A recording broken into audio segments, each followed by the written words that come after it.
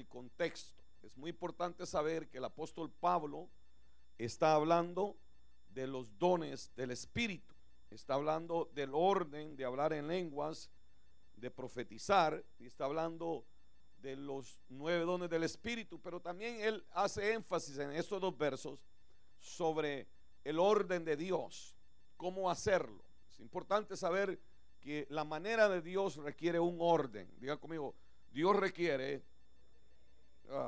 muy despacito. Dios requiere que tengamos un orden. Dios es un Dios de orden.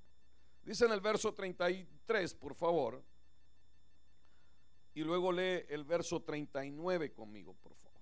Lo tiene 1 Corintios 14, 33. Pues Dios no es Dios de confusión, dice su traducción. Hay otra traducción que dice: Dios no es un Dios de orden, sino de paz, como en todas las iglesias de los santos. Verso 39. Así que, hermanos, procurad profetizar y no impidáis el hablar en lenguas, pero hágase todo decentemente. ¿Lo puede leer conmigo? Sí. Verso 40. Pero hágase todo decentemente y en orden. El apóstol Pablo dice que todo lo que se haga en la casa de Dios tiene que ser en orden, decentemente y en orden. Oremos, por favor. Padre, en el nombre de Jesús, te agradezco, Señor, por la oportunidad que nos das. Gracias por el grupo de alabanza que vino a apoyarnos, oh Dios. Te pido, Señor, que a través de tu palabra preciosa nos ministres, nos enseñes y podamos aprender, oh Dios, cosas, Señor, que tú tienes ocultas, misterios que tú vas a revelar a tu pueblo a través de tu preciosa palabra. En cuanto a mí, Señor, te doy gracias por el privilegio que me das. Sé que es una gran responsabilidad. Te pido que me ayudes, oh Dios, porque daré cuenta ante ti, Señor, lo que tú has puesto en nuestras manos. Este ministerio, Señor, que nació en el corazón tuyo para bendecir a muchos.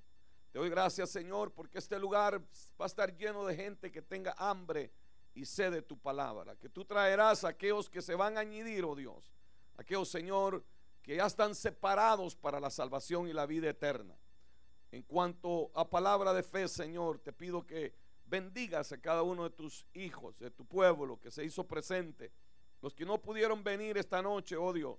Te pido que hasta donde estén ellos, tu bendición sea alcanzada para la gloria bendita de tu nombre. Y el pueblo de Dios dice conmigo, amén. Dele un aplauso al Señor, por favor, pero dáselo fuerte.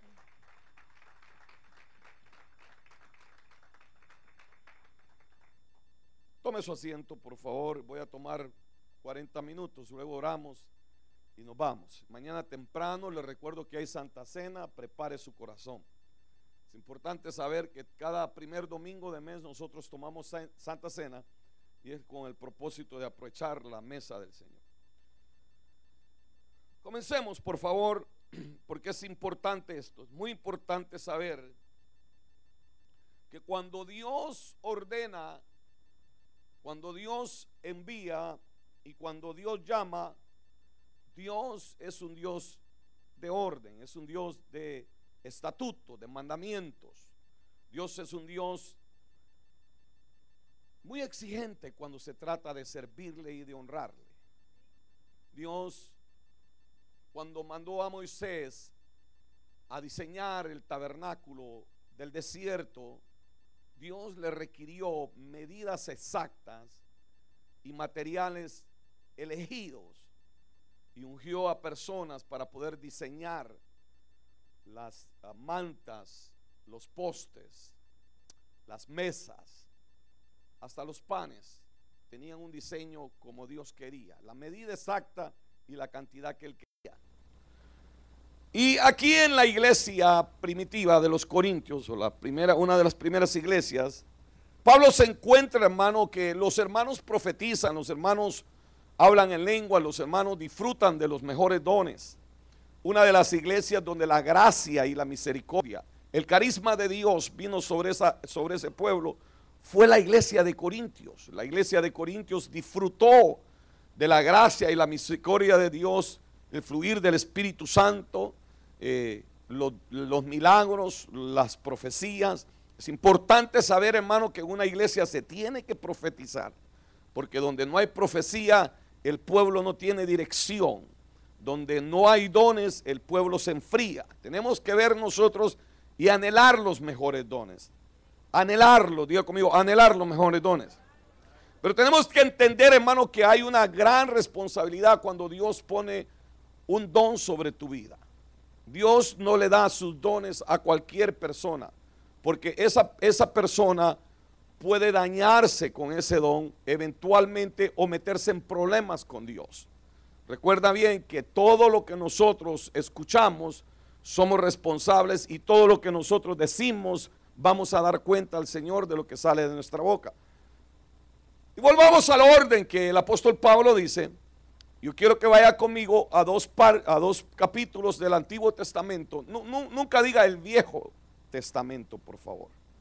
Nunca diga el Viejo Testamento, porque está fuera de orden. Hay personas que dicen, pero en el Viejo Testamento. No puede decir viejo. Es el Antiguo Testamento. ¿Por qué? Porque tiene un orden. Tiene un orden porque el Antiguo Testamento es la sombra de lo que iba a venir, lo que se iba a manifestar, que es el Mesías, el enviado de Dios, el Cristo resucitado, y a Él le damos la gloria. ¿Cuántos le pueden dar un aplauso al Rey? Diga conmigo, aleluya. Dios es un Dios de orden. Diga conmigo, Dios es un Dios de orden. Mire, tan delicado es Dios cuando llama a alguien. Cuando Dios llama a alguien, o cuando Dios predestina a una persona, esa persona, hermano, nunca va a lograr hacer nada en su vida mientras no obedezca el llamado que Dios le está haciendo. Esa persona puede tratar de hacer lo que él quiera hacer con sus fuerzas, con su voluntad, con su intelectualidad, con sus manos, con sus energías, pero nunca va a estar satisfecho, nunca va a tener el gozo de estar en paz y de estar contento y recibir alegría, porque no cumple lo que Dios le ha enviado a hacer, no ha cumplido el orden de Dios en su vida. Entonces esa persona será como el pueblo de Egipto, que salió de Egipto 40 años y anduvo dando vueltas en el desierto. Cuando le tocaba 40 días para llegar a la tierra prometida, le tomó 40 años para lograr llegar donde estaba.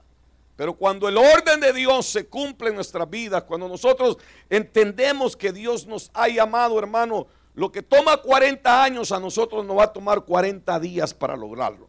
Lo que le tomaría a alguien hacerlo en 100 años, nosotros lo vamos a hacer en 50 días para la gloria de Dios, porque Dios está con nosotros. Diga conmigo, Dios está conmigo. Entiende, hermano, que si Dios te llama, Dios está contigo. Dios te respalda, Dios te provee, Dios te da la gracia, Dios te abre puertas, Dios va a abrir oportunidades que tú nunca pensaste y nunca creíste, pero tienes que tener cuidado porque Dios es un Dios de orden. Diga conmigo, Dios es un Dios de orden. Comencemos con la vida de David, hermano. David significa el amado de Jehová.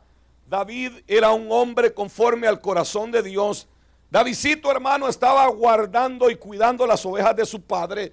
David era un joven apasionado por el Señor. David era un hombre atrevido, un hombre valiente que no le tuvo miedo al gigante Goliat y peleó, y la Biblia dice que era conforme al corazón de Jehová. ¿Cuántos pueden decir que David era conforme al corazón de Jehová? Pero David se equivocó también, porque no entendía el orden de Dios. Entienda bien, hermano, que hay que sentarse a aprender y hay que crecer.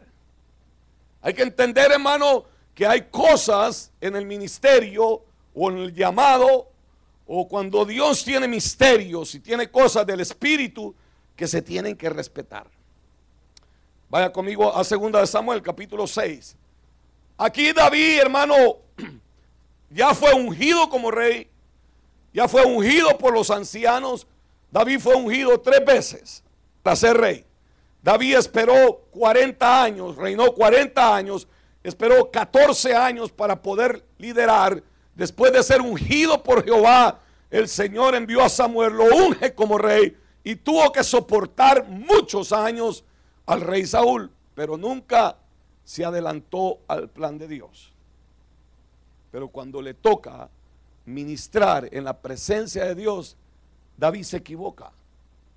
David comete un gran error. El arca del Señor tiene que ser llevada a Jerusalén, pero David no sabe cómo llevar el arca.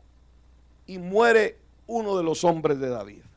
La Biblia dice en el capítulo 6 de segunda de Samuel que llegaron a la casa de Abimanab y estaba en el collado, ahí estaba el arca de Dios, y el corazón de David era recto. El corazón de David era: yo tengo que llevar el arca porque el arca es la presencia de Dios. ¿Cuántos se enamoran de la presencia de Dios? ¿Cuántos aman la presencia de Dios? ¿Cuántos se quieren llevar a la casa de la presencia de Dios? Diga conmigo: yo me la quiero llevar. Pero recuérdate que llevarse la presencia de Dios es una gran responsabilidad y un gran compromiso. Entonces David se quiere llevar el arca para Jerusalén, y inmediatamente, hermano, cuando ellos llegaron a la era de Nacón, uno de sus hombres extendió su mano hacia el arca porque los bueyes menearon el arca. Si usted lo mira, se llama Usa. Diga conmigo: Usa. Usa. Y el furor de Jehová vino sobre él y cayó muerto junto al arca de Dios. Y David se entristece, se pone triste. David dice: ¿cómo yo pues voy a venir y me voy a llevar el arca de Jehová? David entiende que es cosa seria tener la presencia de Dios. Diga conmigo: es serio tener la presencia de Dios. Se muere Usa. David, hermano, se confunde. David dice: ¿y ahora cómo me la llevo?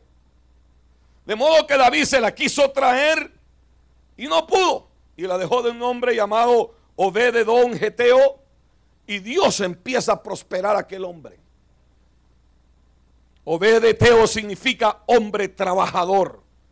La gloria de Dios no va a estar en la casa de los haraganes, sino de los que trabajan. Sea bendito el nombre de Jehová. Diga conmigo: Dios, el pastor no está hablando de mí. Diga, por favor. Obed-edom significa trabajador. Y mientras él tenía el arca de Dios en su casa prosperaba. Yo quiero que mi casa prospere. Yo quiero que mi casa prospere. Entonces le dijeron a David: David, el Señor bendice la casa de Obed-edom porque tiene el arca. Y dijo David: no, esto tiene que cambiar, averigüen cómo llevarla. Porque si usted va a Números capítulo 4, verso 4 y 6 y el verso 15, usted se da cuenta que nadie podía llevar el arca de el Señor excepto los hijos de Coad, excepto los sacerdotes que podían cargar el arca. De ahí a nadie se le hacía permitido. Hay cosas que Dios llama a hombres y mujeres que otros no pueden meter la mano y las quieren meter, y por eso hay tanta confusión. Hoy hay pastorado de a 15 pesos y apostolado de a 50 en el internet. Hoy hay títulos ministeriales que se pueden conseguir y ya nos espera hacerlo a la manera de Dios.